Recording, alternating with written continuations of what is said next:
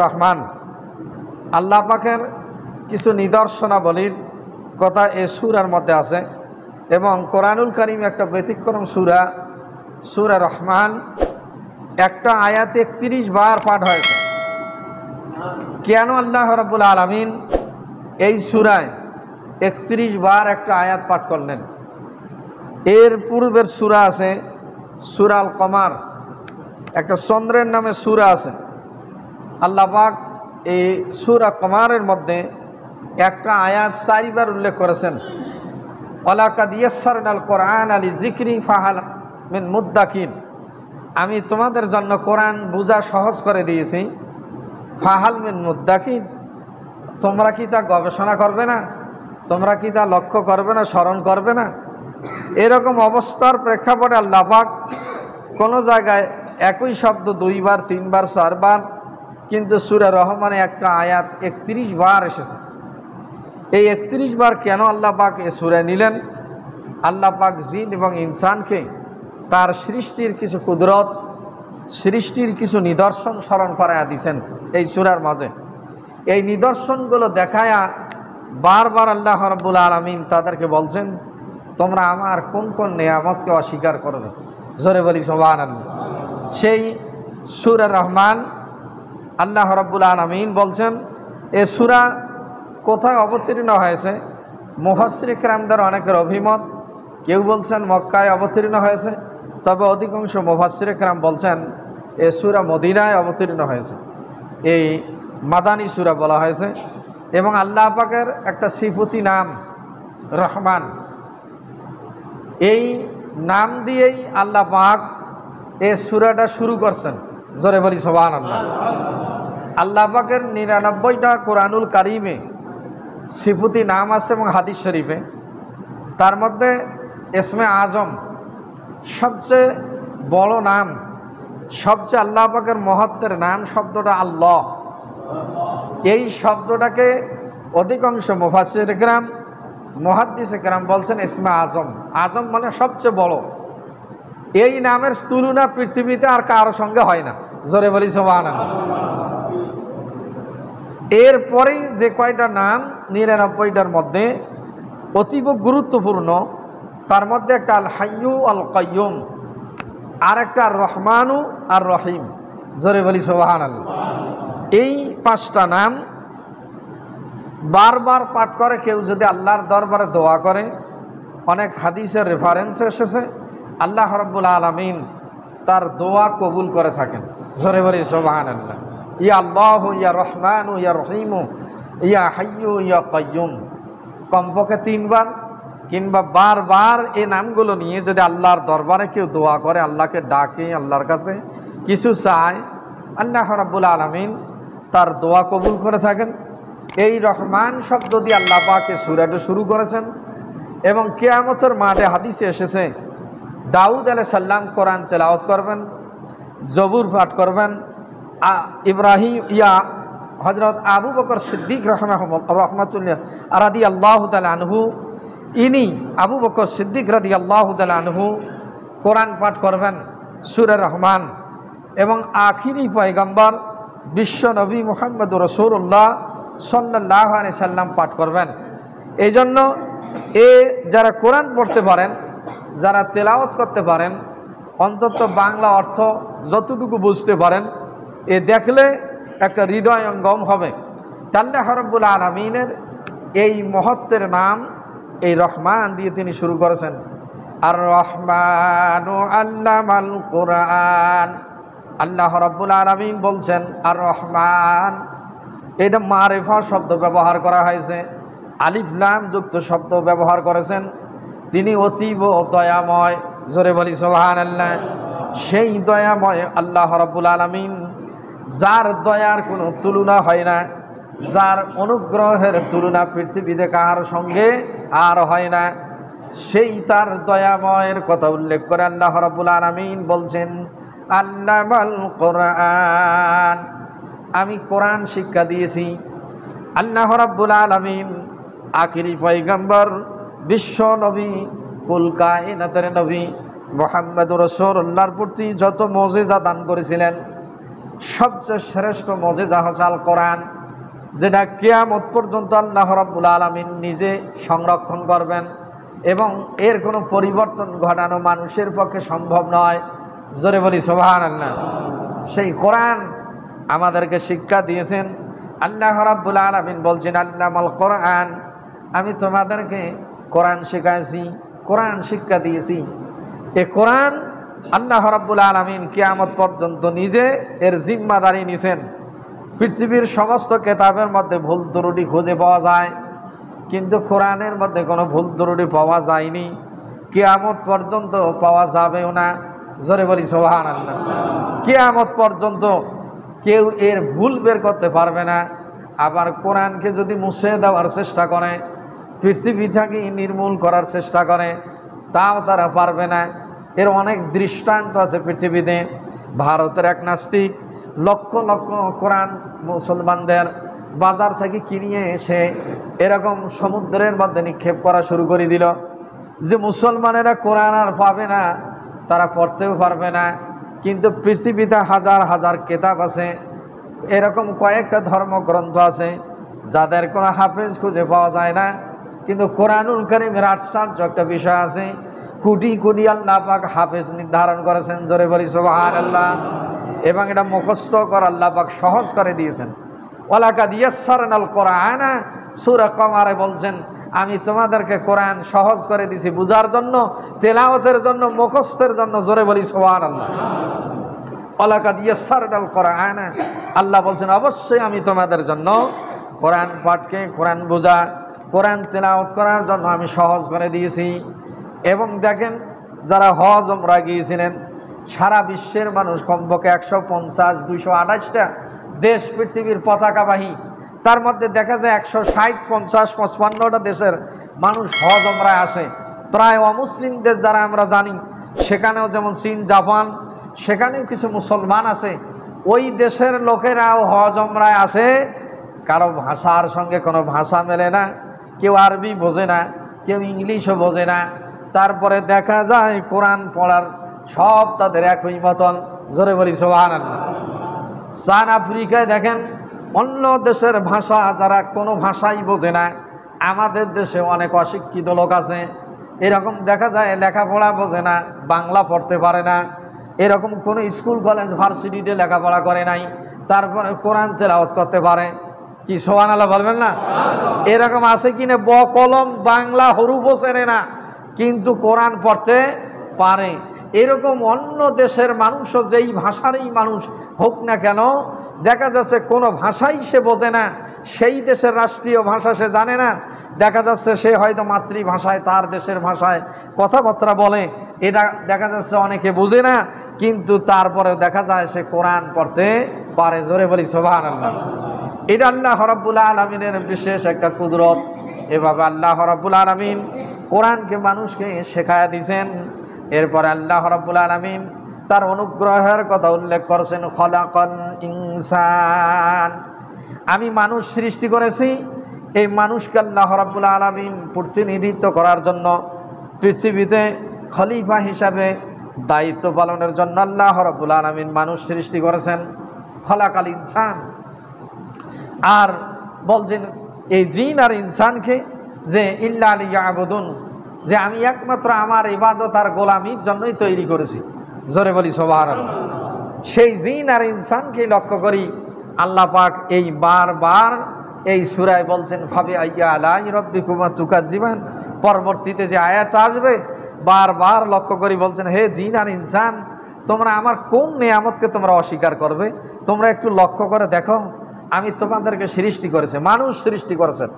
মানুষ সৃষ্টির প্রক্রিয়া অনেকগুলো, যেমন হাদিসে আছে, কোরআনে এসেছে, খলাকাল্লাহু আদাম মিন তুরাবিন, আল্লাহ রাব্বুল আলামিন আদমকে মাটি দিয়ে বানাইছেন। আবার বলছেন খলাকনাল ইনসানা মিন নুতফাতিন, মানুষকে শুক্রকীট দিয়ে বানাইছেন। এভাবে মানুষের সৃষ্টির কথা বিভিন্ন জায়গায় বিভিন্নভাবে আল্লাহ রাব্বুল আলামিন বলছেন। আবার বলছেন ইন্না খলাকনাকুম মিন নুতফাতিন সুম্মা মিন আলাকাতিন সুম্মা মিন মুদগাতিন সুম্মা মিন মুখাল্লাকাতিন গায়রা মুখাল্লাকা। আল্লাহ রাব্বুল আলামিন বলছেন আমি তোমাদেরকে সৃজন করেছি একটা শুক্র কীট থেকে, এরপরে রক্তের টুকরা পরিণত করেছি, গোশতের টুকরা পরিণত করেছি, এরপরে রুহু সঞ্চালন করেছি। এভাবে আল্লাহ রাব্বুল আলামিন মানুষকে সৃষ্টি করেছেন। সৃষ্টি করার পর আল্লাহ বলছেন আল্লামাহুল বায়ান, আমি তোমাদেরকে বাক শক্তি দিয়েছি, কথা বলার ক্ষমতা দিয়েছি, তোমাদের ভাষা জ্ঞান আমি দান করেছি। জোরে বলি সুবহানাল্লাহ। মানুষ আর জিন এই দুই জাতিকে আল্লাহ রাব্বুল আলামিন কথা বলার শক্তি দিয়েছেন, এই বর্ণনা করার শক্তি দিয়েছেন, বাক শক্তি আল্লাহ রাব্বুল আলামিন দান করেছেন। অন্য কোনো প্রাণীকে আল্লাহ রাব্বুল আলামিন এই বাক শক্তি দান করেননি, কথা বলার শক্তি দান করেননি। এজন্য এই সৃষ্টির সেরা জীবের মধ্যে দুইটি জাতির হিসাব হবে। আবার আশরাফুল মাখলুকাত হিসাবে একমাত্র আল্লাহ পাক মানুষকেই তৈরি করেছেন। জোরে বলি সুবহানাল্লাহ। কেন আল্লাহ রাব্বুল আলামিন মানুষকে সৃষ্টির সেরা জীব বলেছেন, আশরাফুল মাখলুকাত কেন বলেছেন? এক নম্বর আল্লাহ বলছেন আল্লামাহুল বায়ান, আমি তাদেরকে কথা বলার শক্তি দিয়েছি, বাক শক্তি দান করেছি। হাদিসে এবং তাফসিরের অধ্যায় এসেছে বিভিন্ন জায়গায় যে আল্লাহ পাক মানুষকে লিখনি শক্তি দান করেছেন, তারা লেখার যোগ্যতা রাখে। আবার মানুষের মধ্যে একটা জব্দ ধারণ ক্ষমতা আছে, মুখস্থ শক্তি করার ক্ষমতা আছে। কি জোরে বলি সুবহানাল্লাহ।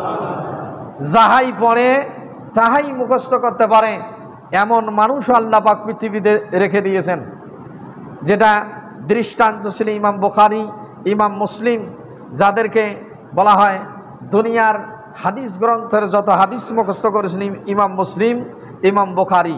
কেউ বলছেন 6 লক্ষ, কেউ বলছেন পৃথিবীতে যত হাদিস আছে এই দুই মুহাদ্দিস সব মুখস্থ করছিলেন। জোরে বলি সুবহানাল্লাহ। যাহাই শোনে তাহাই মুখস্থ করে এমন শক্তি আল্লাহ পাক দিয়েছেন। এজন্য দেখা যায় 6 বছরের বালক কোরআনের হাফেজ, আবার দেখা যাচ্ছে কেউ 3 মাসে কোরআন মুখস্থ করতেছে, কেউ 1 মাসে কোরআন মুখস্থ করতে পারে, কেউ 1 বছরে।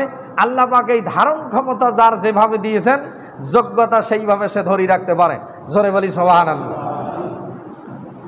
এরপরে মানুষের মধ্যে আল্লাহ রাব্বুল আলামিন নবী রাসূল প্রেরণ করেছেন। পৃথিবীতে আর কোন জাতির মধ্যে আল্লাহ পাক নবী রাসূল প্রেরণ করেননি, একমাত্র মানুষের মাঝেই নবী রাসূল দান করেছেন। জোরে বলি সুবহানাল্লাহ।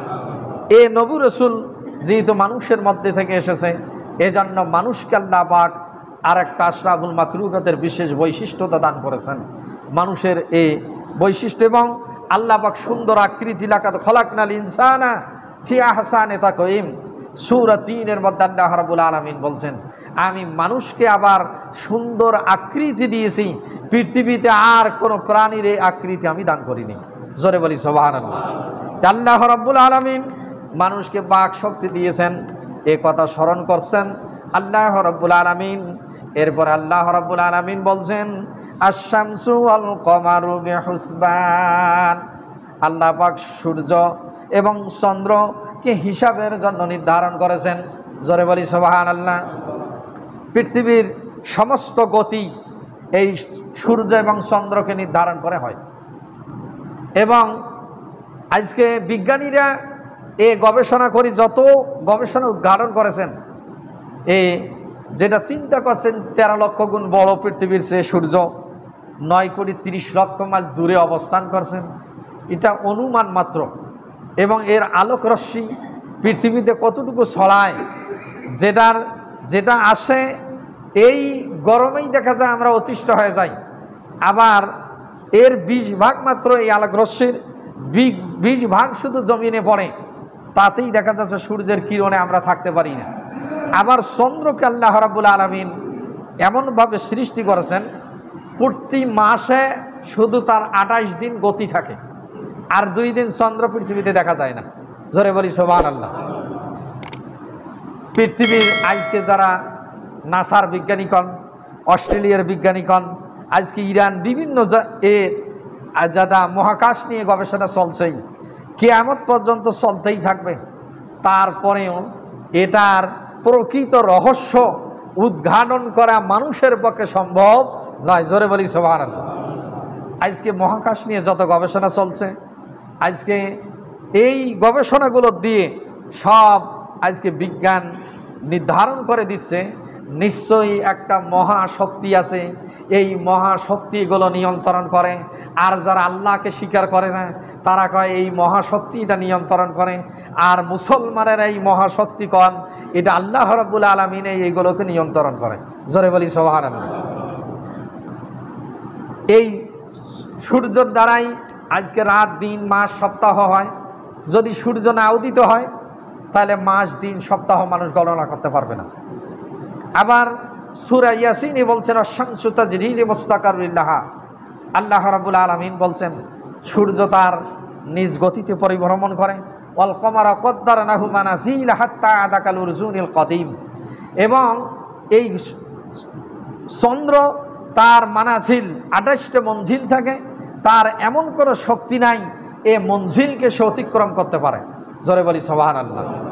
আল্লাহ রাব্বুল আলামিন এই নিদর্শনগুলো তিনি যে দয়াময় এ উল্লেখ করে মানুষকে বলতেছেন তোমরা এগুলো দেখো, চিন্তা করো, গবেষণা করো আল্লাহ রাব্বুল আলামিনের এই সৃষ্টি রহস্য নিয়ে। এরপরে আল্লাহ বলছেন ওয়ান্নাজমু ওয়াশ-শাজারু ইয়াসজুদান, নাজমন মানে তারকা বোঝানো হয়েছে, আবার শাজারুন মানে গাছ, ইয়াসজুদান এর তারকা এবং গাছ আল্লাহ রাব্বুল আলামিনের সিজদা করে। জোরে বলি সুবহানাল্লাহ। তবে এক কোরআনের মুফাসসির ইকরাম বিভিন্ন অর্থ করেছেন। নাজমুন তাফসির ইবনে কাসিরের মধ্যে এসেছে নাজমুন মানে তারকা, আবার তাফসিরে মাযহারি বিভিন্ন এ নাজমনের একটা অর্থ করেছেন। আরবি একটা শব্দের অনেক অর্থ হয় এবং বিভিন্ন অর্থে ব্যবহৃত হয় এক এক জায়গায়। কাণ্ডবিহীন যে সমস্ত গাছপালা আছে যেগুলোর গুল থাকে না, এইগুলোকে আরবিতে বলা হয়েছে নাজমন। এই নাজমন কাণ্ডবিহীন তরুলতা গাছপালা, এবং সাজারু যেটাকে গুল থাকে, যেটাকে আমরা কাণ্ড বলি, যেটা এরকম যেটা দিয়ে কাঠ হয়, বিভিন্ন ফার্নিচার হয়, এই কাণ্ডবিহীন তরুলতা এবং কাণ্ডযুক্ত গাছপালা সবই তারা কি করে আল্লাহর সেজদা দেয়। জোরে বলি সুবহানাল্লাহ। এরা আল্লাহ রাব্বুল আলামিনকে সেজদা করে, সে কথা বলছেন। কেউ তারকার কথা বলছেন। আল্লাহর সমস্ত সৃষ্টি আল্লাহ রাব্বুল আলামিনের আনুগত্য করে, সেজদা করে, তার গোলামি করে। একমাত্র নাফরমান বেশি করে জিন আর ইনসান। জোরে বলি নাউজুবিল্লাহ। আল্লাহ বলছেন ওয়াস-সামাআ রাফাআহা ওয়া ওয়াদাআল মিজান, আল্লাহ রাব্বুল আলামিন বলছেন ওয়াস-সামাআ রাফাআহা, আমি আসমানকে বুলন্দ করেছি, উন্নত করেছি, সুউচ্চ বানায়েছি। এই আসমানকে আল্লাহ রাব্বুল আলামিন কত দূরে অবস্থান করাইছেন, এটা কত দূরে আছে এটা বিজ্ঞানীদের কোনো হিসাব নাই। কি জোরে বলি সুবহানাল্লাহ।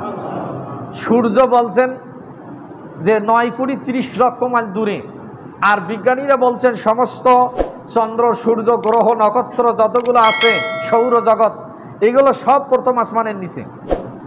তাহলে এটা প্রথম আসমানের নিচে যদি চন্দ্র সূর্য গ্রহ নক্ষত্রগুলো হয়ে থাকে, তাহলে সূর্য যদি 9,13,00,000 মাইল দূরে অবস্থান করে থাকে, তাহলে আসমান কত দূরে আছে? কি সুবহানাল্লাহ বলবেন না? এ মানুষের এ জ্ঞান আছে, এ মানুষের জ্ঞান অতি নগণ্য। ওমা উতীতুম মিনাল ইলমি ইল্লা কলিল, আল্লাহ বলছেন আমি তোমাদেরকে অতি সামান্য জ্ঞান দিয়েছি। এই জ্ঞান দিয়ে আজ মঙ্গল গ্রহে যাচ্ছে, বসবাস করার চেষ্টা করতেছে। আবার কি এরকম চাঁদে তো 20-25 বার গেল, বিভিন্ন দেশ যাইতে আছে। তারপরেও এই জ্ঞান মানুষের অতি নগণ্য, অতি সীমিত জ্ঞান। এই জ্ঞানের আল্লাহর দরবারে তাদের এই জ্ঞানের কিছুই নাই। আল্লাহ রাব্বুল আলামিন বলছেন আমি আকাশকে সমুন্নত করেছি, উন্নত করেছি, উচ্চ বানাইছি। এটা কত দূরে অবস্থান করছে এই জ্ঞান তোমাদের নাই। এরবার আল্লাহ বলছেন ওয়াদাআল মিজান, আমি স্থাপন করেছি তুলা দণ্ড, মানদণ্ড। এখানে মিজানের অর্থ দাঁড়ি পাল্লাও করা হয়েছে। এক সময় দাঁড়ি পাল্লা দিয়ে ওজন হইত, কিন্তু মুফাসসির কিরাম এর মানদণ্ড বুলাইছেন তুলা দণ্ড, যে এরকম আধুনিক পদ্ধতিতে ওজনের বিভিন্ন ব্যবহার হবে। এখানে মিজান শব্দের অর্থ হচ্ছে ওজন করার ছোট হাতিয়ার, বড় হাতিয়ার। এখন ওজনের বিভিন্ন হাতিয়ার হইতে পারে, এখন ডিজিটাল পদ্ধতিতে মাপ হয়। এক সময় দাঁড়ি পাল্লা দিয়ে মাপ হইতো, এরপরে কি দিয়ে মাপ হবে? এরকম কিয়ামত পর্যন্ত এই মাপের অস্ত্রকে মিজান বলাইছেন। আল্লাহ রাব্বুল আলামিন বলছেন আমি তুলাদণ্ড নির্ধারণ করেছি, স্থাপন করেছি মানদণ্ড। মুফাসসিরে কিরাম বলছেন এটা ইনসাফ অর্থে ব্যবহৃত হয়েছে। অতঃপর আমি ইনসাফ প্রতিষ্ঠার জন্য তোমাদের বলছি, আল্লাহ তাতগাউ ফিল মিজান, তোমরা ইনসাফ প্রতিষ্ঠার ব্যাপারে সীমা লঙ্ঘন করিও না। ইনসাফ যেটা আল্লাহু ইউহিব্বুল মুহসিনিন, আল্লাহ রাব্বুল আলামিন ইহসানকারীদের ভালোবাসেন, আবার ইনসাফ প্রতিষ্ঠাকারীদেরকেও আল্লাহ রাব্বুল আলামিন ভালোবাসেন। জোরে বলি সুবহানাল্লাহ। আল্লাহু ইউহিব্বুল মুকসিতিন, আল্লাহ পাক কোরআনে কারিমে বলছেন এই ইনসাফ প্রতিষ্ঠার ব্যাপারে আল্লাহ তাতগাউ ফিল মিজান, তোমরা সীমা লঙ্ঘন করিও না, বাড়াবাড়ি করিও না। ওয়া আকিমুল ওয়াজনা বিল কিসতি, এবং পরিমাপের ক্ষেত্রে ইনসাফের তোমরা সুপ্রতিষ্ঠিত ওজন পরিমাপ তোমরা কায়েম করো, অর্থাৎ ওয়ালা তুকসিরুল মিজান, এবং ওজনে তোমরা কম দিও না। জোরে বলি নাউজুবিল্লাহ। আল্লাহ বলছেন লা তুকসিরুল মিজান, তোমরা আকিমুল ওয়াজনা, ওজন প্রতিষ্ঠা করো, বিল কিসতি, ইনসাফের সহিত। ওজনে যখন দিবে মুফাসসিরে কিরাম বলছেন কম দিও না, নেওয়ার সময় বেশি নিও না। এখানে পরহেজগারি ইখতিয়ার করা কঠিন ব্যাপার। আল্লাহ রসুল বলছেন, অন্য জায়গায় বলছেন এর ব্যাখ্যায়, মাপে যখন নিবে বেশি নিও না, দেলে দেওয়ার সময় কম দিও না। এখন নেয় ৭২.৫ কেজি বস্তা, ৫০০ গ্রাম পয়েন্ট, নিতে নিতে ফির দেখা যায় ৭০০-৮০০ ঠেলি ফেলায়। কি কথা বুঝেছেন আমার? যারা নিতেছে মাপে, ডিজিটাল দিই ধানের বস্তা কত ৭০ কেজি বস্তা, তো বলে কি ডিজিটালে দিলে ৭২ কেজি বস্তা, বলে ৭২ কেজিতে আবার কি দিতে হবে, ৫০০ গ্রাম, ৫০০ মানে ৫০০ গ্রাম হাফ কেজি পয়েন্ট দিতে হবে। তো বলে ঠিক আছে, হাফ কেজি পয়েন্ট নেন, আবার পয়েন্টের সঙ্গে আবার কি করা লাগবে, মাপ দেওয়ার সময় ৫০০ কেজি থেকে ৬০০, ৭০০, যদি আর একটা বেশি হয় ওটাও অতে পাস। জোরে বলি নাউজুবিল্লাহ। তাইলে আপনার নামাজ পড়ি কি হবে, আর হজ করি কি হবে?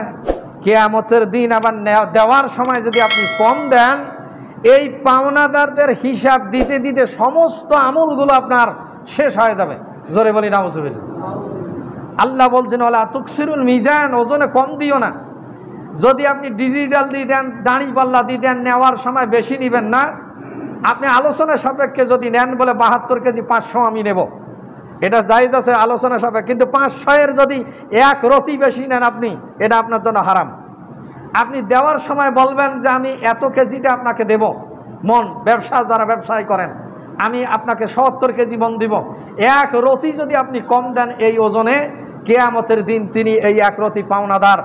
এই পাওনাদারদের হিসাব দিতে দিতে যত মানুষকে বেশি নিছেন আর ওজনে কম দিয়েছেন, সমস্ত নামাজের আমল যাবে, হজের আমল যাবে, যাকাতের আমল যাবে, লাস্টে সে নিঃস্ব হয়ে যাবে।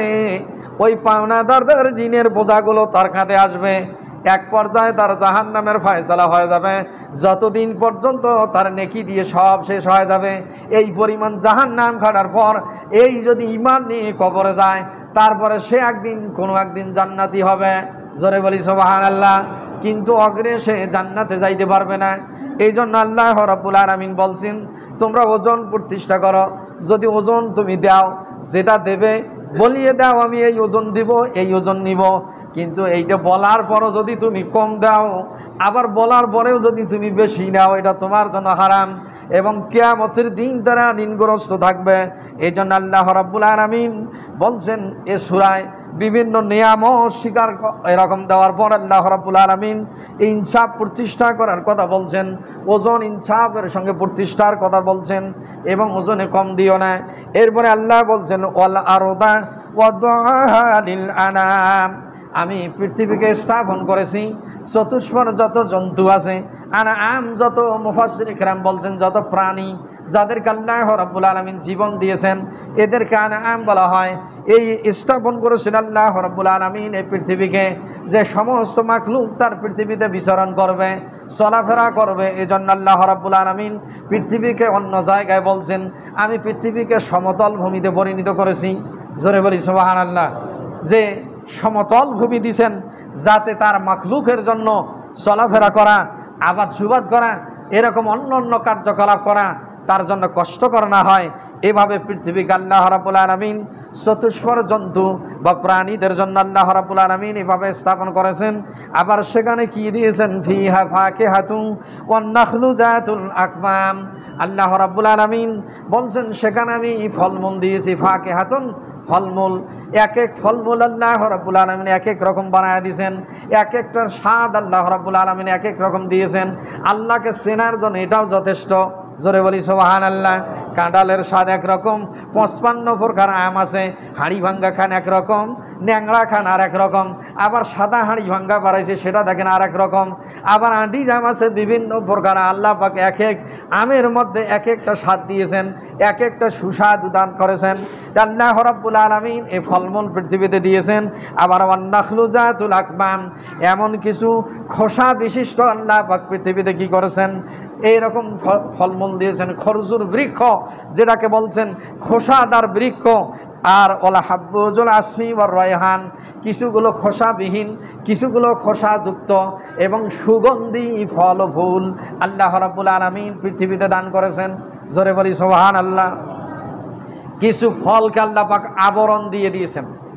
কলার মধ্যে একটা আবরণ আছে, আবার আমের মধ্যে একটা আবরণ আছে, কমলার মধ্যে এরকম আবরণ আছে, গমের মধ্যে আবরণ আছে। আবার দেখেন বাদামের মধ্যে আল্লাহ পাক একটা আলাদা আবরণ দিয়েছেন, আবরণ দিয়ে এই খোসাযুক্ত দিয়েছেন। খোসার ভিতরে আবার আর একটা এরকম লাল পর্দা দিয়েছেন, এই লাল পর্দার ভিতরে একটা অঙ্কুর দিয়েছেন, এই অঙ্কুরটা দিয়ে আবার আল্লাহ পাক সেটা বীজ তৈরি করেন। জোরে বলি সুবহানাল্লাহ। যেটা পৃথিবীতে মানুষের পক্ষে এগুলো বানানো সম্ভব নয়। আল্লাহ পাক এই নিয়ামতগুলো স্মরণ করে দিচ্ছেন যে আমি তোমাদেরকে এভাবে নিয়ামত দান করেছি। এই নিয়ামতগুলো দেওয়ার পর আল্লাহ রাব্বুল আলামিন যে কথাটা 31 বারে সূরায় বলছেন, ফাবে আইয়ি আলাজি রাব্বিকুমা তুকাজ্জিবান, হে জিন আর ইনসান তোমরা কোন কোন আমার কোন নিয়ামতকে অস্বীকার করবে। জোরে বলি সুবহানাল্লাহ। আল্লাহ পাক এত নিয়ামত দান করেছেন মানুষের জন্য, এরকম হাজার হাজার নিয়ামত দান করেছেন। এরপর আল্লাহ পাক মানুষ আর জিনকে লক্ষ্য করে বলছেন, তাফসীরে জালালাইনে আছে, ভাবে আইয়া আলাই আইল ইনসান ওয়াল জিন, জিন এবং ইনসানকে আল্লাহ রাব্বুল আলামিন এবং সমস্ত মুফাসসিরে কেরাম বলছেন এ ভাবে আইয়া আলাই রাব্বিকুমা তুকাজ্জিবান। বারবার এ জিন আর ইনসানকে লক্ষ্য করে আল্লাহ রাব্বুল আলামিন বলছেন, হে জিন আর ইনসান তোমরা আল্লাহ রাব্বুল আলামিনের কোন নিয়ামতকে অস্বীকার করবে। খলাকাল ইনসানা মিন সালসালিন কাল ফাখর। এরপর আল্লাহ রাব্বুল আলামিন আবার বলছেন, খলাকাল ইনসানা আমি মানুষকে সৃষ্টি করেছি মিন সালসালিন কাল ফাখর, ঠনঠনে পোড়া মাটি দিয়ে। জোরে বলি সুবহানাল্লাহ। এ মানুষের সৃষ্টি রহস্য আল্লাহ পাক এক এক জায়গায় এক এক মতো বলছেন। এটা আদমকে এ সৃষ্টির কথা বলছেন, খলাকাল ইনসানা মিন সালসালিন কাল ফাখর, ঠনঠনে শক্ত মাটি দিয়ে আল্লাহ পাক আদম আলাইহিস সালামকে সৃজন করেছেন। আবার তার সৃষ্টির কাহিনী বিভিন্ন সূরায় বিভিন্ন মুফাসসিরে কেরাম অনেক ব্যাখ্যা আছে এই আয়াতগুলোর। যে জিবরাইল আলাইহিস সালাম সারা পৃথিবী থেকে এক মুষ্টি মাটি আনতে গিয়েছিলেন, কোন মুফাসসিরে কেরাম বলছেন জিবরাইল আনতে পারে নাই। জিবরাইল দয়াদ্রর ভাব ছিলেন, এই জন্য সে মাটি যেখানে নিতে চায় মাটি কয় আমাকে নিও না, তুমি আমরা তোমার সঙ্গে যাইতে রাজি না। আজরাইলকে পাঠাইছিলেন। এরপর আল্লাহ রাব্বুল আলামিন আজরাইল নিষ্ঠুর, আপনি যত বড় কিছু ক্ষমতাশালী হন, যখন হায়াতের শিকল শেষ হয়ে যাবে যাইতে চাবেন না, টান দেবে এমনভাবে কলিজা ছেড়ে বের করবে, আপনার দুনিয়ায় থাকার ক্ষমতা থাকবে না। আজরাইল এমনভাবে মাটি নিয়েছিলেন, সারা দুনিয়া থেকে উপরি ভাগ থেকে এক মুষ্টি মাটি, এই এক মুষ্টি মাটির উপরি ভাগ থেকে আল্লাহ রাব্বুল আলামিন এই মানুষকে সৃষ্টি করেছেন। এই জন্য কোনো মুফাসসিরে কেরাম বলেছেন এই শক্ত মাটি। এই জন্য আদম আলাইহিস সালামের মানুষের মাঝে বিভিন্ন বৈশিষ্ট্যটা এই মাটির বৈশিষ্ট্যের কারণে আল্লাহ রাব্বুল আলামিন বিভিন্ন বৈশিষ্ট্যতা দান করেছেন। জোরে বলি সুবহানাল্লাহ। কোনো মানুষ নরম প্রকৃতির, কোনো মানুষ এরকম কঠিন প্রকৃতির, কারো শরীর নরম প্রকৃতির, কারোর আবার কি এরকম কঠিন প্রকৃতির, এরকম স্বভাব বৈশিষ্ট্য কিছুটা মাটির সঙ্গে মুফাসসিরে কেরাম বলছেন তার বিদ্যমান থাকে। এই ঠনঠনের কারণে, এ শক্তের কারণে আকার আকৃতিগুলো আল্লাহ পাক বিভিন্ন আকার বানিয়ে দিয়েছেন। কোনো দেশের মানুষ কুচকুচে কালো, কোনো দেশের মানুষ টকটকে লাল, আবার কোনো দেশের মানুষ ফটফটে সাদা, আবার দেখা যায় লাল কালো সাদা বাংলাদেশে সব রকমের মানুষ খুঁজে পাওয়া যায়। কি সুবহানাল্লাহ বলবেন না? আপনার সাদাও পাওয়া যায়, লালও পাওয়া যায়, শ্যাম পাওয়া যায়, কালো পাওয়া যায়। কিন্তু অন্য দেশের আফ্রিকার যারা দেখেছেন, নাইজেরিয়ান দেখেছেন, ঘানা, সাদ, এই দেশের মানুষ একটাও আপনি সাদা খুঁজে পাবেন না, সবগুলো এক রঙের, সবগুলো কালো। আবার মালয়েশিয়া, ইন্দোনেশিয়া যদি দেখেন সবগুলো যেন এক লেভেল। আবার চাইনাগুলো দেখেন, যদি মুসলিম যারা হজে গেছিলেন এরকম দেখে নিলে সব মনে হয় একই রকম, এই সব মানুষ সবগুলো শর্ট শর্ট এবং নাকগুলো সব চ্যাপটা চ্যাপটা। আবার কোনো দেশের দেখা যাচ্ছে ইউরোপীয় ইউনিয়নগুলোর যেগুলো দেশের আইছে ওগুলোর থেকে হজে আইছে দেখা যায় সবগুলো টকটকে লাল এবং সব নারী পুরুষ সেম আকৃতির, খালি হয়তো চুলগুলো দেখে আলাদা চেনা যায়। এখন হজে যায় দেখি শার্ট প্যান্ট পরে উপরে খালি মহিলাদের দেখি বিশাল বড় একটা আবা আছে যেটা দিয়ে পর্দা বোরকার মতো। পুরুষের ঘরেও এরকম দেখা যাচ্ছে অনেক সময় যুব্বা, তারা এই লেবাসের এত প্রাধান্য দেয় না, তারপরেও তারা হজে আইসে জোরে বলি সুবহানাল্লাহ। সম্মানিত হাজরিন, আল্লাহ রাব্বুল আলামিন বলছেন আমি মানুষকে কি করেছি, ঠনঠনে এরকম মাটি দিয়ে সৃষ্টি করেছি, পোড়া আকৃতির মাটির মতো সৃষ্টি করেছি। আর বলছেন ওয়া খলাকাল জান্না মিন মারিজিম মিন নার, আমি জিনকে অগ্নি থেকে সৃষ্টি করেছি। মারিজিম মিন নার বলছেন আমি এই অগ্নি থেকেই জিন জাতিকে তৈরি করেছি। এই জিনকে আল্লাহ বানাইছেন আগুন দিয়ে, মানুষকে বানাইছেন আল্লাহ রাব্বুল আলামিন মাটি দিয়ে। এরপরে আবার বলছেন ফাবিআইয়ি আলাই রাব্বিকুমা তুকাজ্জিবান, হে জিন আর ইনসান তুমি আমার কোন নেয়ামতকে তুমি অস্বীকার করবে? একমাত্র আল্লাহ রাব্বুল আলামিনই খালেক, তিনি সৃষ্টিকারী, সৃজনকারী, সব কিছুর তিনি সৃজন করেছেন। ফারিকি সামাওয়াতি ওয়াল আরদি, ফাতিরিস সামাওয়াতি ওয়াল আরদি। অন্য জায়গায় বলছেন আল্লাহ পাক আমি আসমান জমিন সৃজন করেছি, আমি তোমাদেরকে সৃষ্টি করেছি, আমি তোমাদের সুম্মা সাওয়ারনাকুম, আমি সুম্মা খলাকনাকুম, আমি তোমাদেরকে সৃষ্টি করেছি, সুম্মা সাওয়ারনাকুম, আমি তোমাদেরকে আকৃতি দান করেছি। জোরে বলি সুবহানাল্লাহ। এইগুলো করার পর আল্লাহ রাব্বুল আলামিন বলছেন তোমরা আমার কোন নেয়ামতকে অস্বীকার করবে?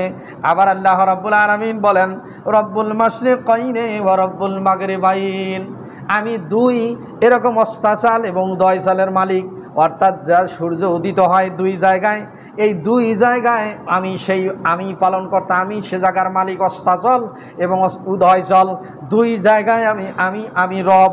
মাশরিকাইন দুইটা মাগরিব বলা হয়েছে এবং মাশরিকাইন দুইটা পূর্ব বলা হয়েছে এবং মাগরিবাইন দুইটা পশ্চিম বলা হয়েছে। মুফাসসিরে কেরাম বলাইছেন এটার রহস্য কি, দুইটা পশ্চিম কেমনে হয়, আবার দুইটা পূর্ব কেমনে হয়? গ্রীষ্মকালে দেখেন সূর্য ওঠে এই দিকে, ডাইরেক্ট পূর্ব দিকে ওঠে না। কি কথা বলেন? এই সময় আষাঢ় মাস এই কন্যার দিকে সূর্য ওঠে, আবার পৌষ মাস এই কন্যার দিকে পূর্ব দেখা যাচ্ছে দক্ষিণ কন্যার, আর পূর্ব উত্তর কন্যারে গ্রীষ্মকালে ওঠে সূর্য, আর শীতকালে ওঠে দক্ষিণ পূর্ব কন্যারে সূর্য ওঠে। কি কথা বলেন? আল্লাহ বলছেন এই দুই অস্ত উদয়চলের মালিক আমি আল্লাহ, আমি এগুলো করি। দুনিয়ার কোনো বিজ্ঞানের ক্ষমতা আছে এই সময় এই কন্যারে সূর্যটা উদিত হোক? কি সুবহানাল্লাহ বলবেন না? আল্লাহ রাব্বুল আলামিন বলছেন এটার মালিক আমি। এরকম দেখা যায় আষাঢ় শ্রাবণ মাসে আমাদের যেমন এই পাশে বদরগঞ্জ এই দিকে সূর্য অস্ত যায়, আবার পৌষ মাস দেখা যায় এই কন্যারে সূর্য অস্ত যায়। এই দুই মাশরিক এবং মাগরিবাইন আল্লাহ রাব্বুল আলামিন বলছেন, আল্লাহ রাব্বুল আলামিন বলেন আমি আল্লাহ রাব্বুল আলামিন করি এবং দুইটারে নিয়ন্ত্রণ করি আমি, এবং আমি আল্লাহ রাব্বুল আলামিন এগুলোর পালন কর্তা। জোরে বলি সুবহানাল্লাহ। এরপর আল্লাহ বলছেন ফাবিআইয়ি আলাই রাব্বিকুমা তুকাজ্জিবান, হে জিন আর ইনসান তোমরা আমার কোন নেয়ামতকে অস্বীকার করবে? আবার আল্লাহ রাব্বুল আলামিন বলেন মারাজাল বাহরাইনি ইয়ালতাকিয়ান, আমি প্রবাহিত করেছি দুইটা সমুদ্রকে, ইয়ালতাকিয়ান কিন্তু তারা একটার সঙ্গে আর একটা মিলিত হয় না। জোরে বলি সুবহানাল্লাহ। লোহিত সাগর এরকম লোনা পানি এক পাশে আর এক পাশে মিঠা পানি, যে পাশে লোনা পানি স্রোত যায় ওই পাশে লোনা পানি যায়, যে পাশে মিঠা পানি যায় ওই পাশে মিঠা পানি যায়, একটার সঙ্গে আর একটা কোনোদিন সাংঘর্ষিক হয় না এবং মিলিতও হয় না। জোরে বলি সুবহানাল্লাহ। এটা আল্লাহ রাব্বুল আলামিনের এই কুদরত, এইগুলো স্মরণ করে দিয়ে নেয়ামতের কথা স্মরণ করে দিয়ে বারবার জিন আর ইনসানকে আল্লাহ রাব্বুল আলামিন বলছেন, হে জিন আর ইনসান, ভাবে আইয়ে আলাই রব্বিকুমা তুকাজ্জিবান, তোমরা আমার কোন নেয়ামতকে অস্বীকার করবে।